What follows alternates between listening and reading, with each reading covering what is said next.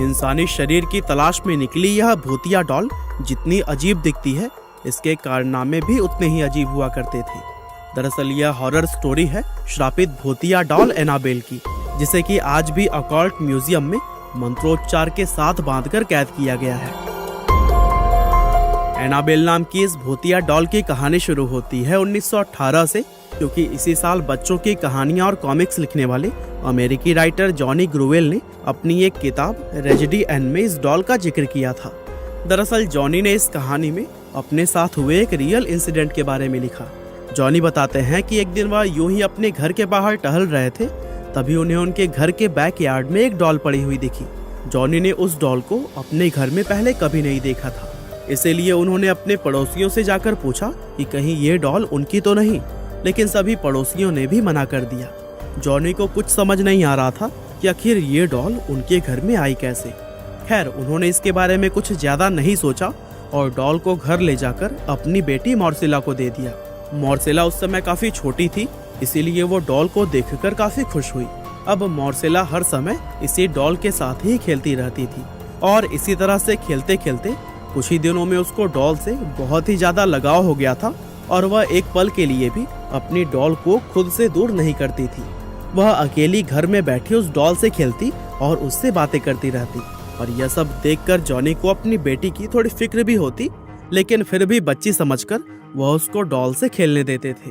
हालांकि मॉर्सेला की उम्र जब 13 साल हुई तब वह एक गंभीर बीमारी से पीड़ित हो गई, और जब इस बीमारी के लिए उसको वैक्सीन दी गई तब उस वैक्सीन का उसके शरीर पर उल्टा असर हो गया, जिसकी वजह से मॉर्सेला की डेथ हो गई।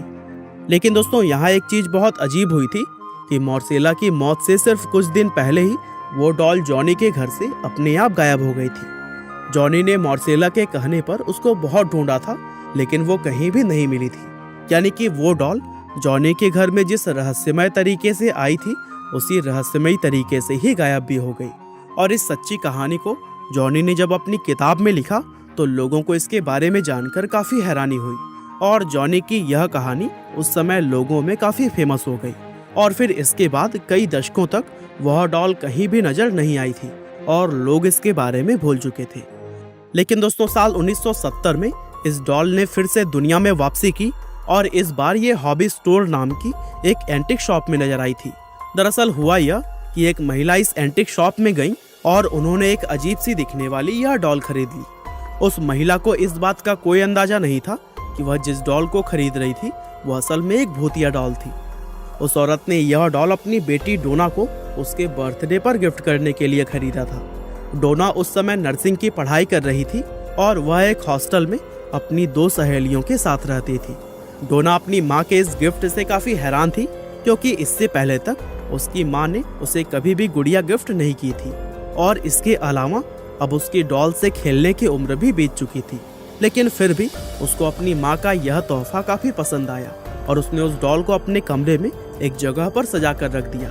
हालांकि डोना के साथ रहने वाली उसकी 2 सहेलियों को यह डॉल बिल्कुल भी पसंद नहीं आई थी, और उनमें से एक, जिसका नाम लू था, उसको तो यह डॉल शुरुआत से ही अजीब लग रही थी। उसने डोना से मना भी किया कि वह इस डॉल को रूम में ना रखे, लेकिन डोना ने उसकी बात न मानते हुए उस डॉल को कमरे में ही रखा।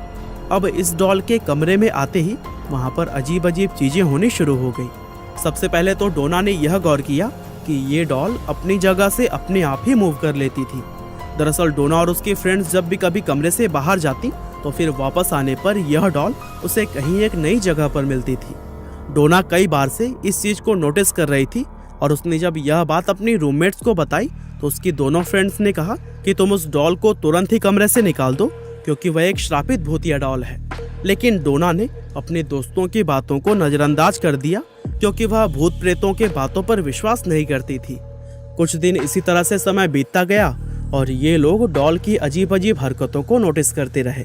लगभग 1 महीना बीत जाने पर इन्हें कमरे के अंदर एक कागज पड़ा हुआ मिला, और इस कागज पर किसी बच्चे की राइटिंग में हेल्प मी लिखा हुआ था, और ये कागज इन्हें एक बार नहीं बल्कि कई बार कमरे में पड़ा हुआ मिला।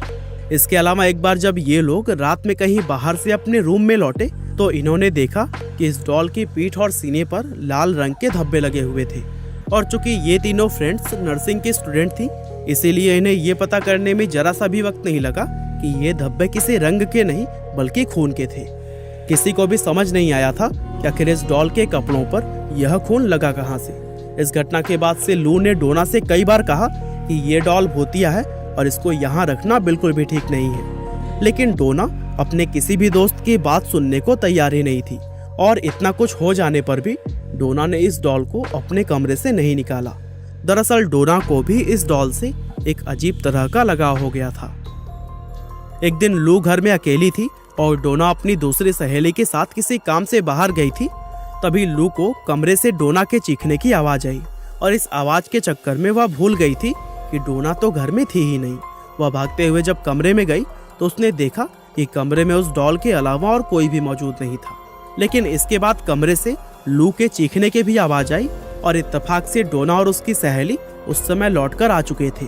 और जैसे ही उन दोनों को लू की आवाज आई, वे दोनों भागते हुए कमरे में पहुंची। कमरे में जाकर उन्होंने देखा कि लू फर्श पर बेहोश पड़ी थी और उसके शरीर पर गहरे चोट के निशान थे। ये दोनों फ्रेंड्स लू को हॉस्पिटल लेकर गईं, जहां पर उसे तुरंत ही एडमिट कर लिया गया।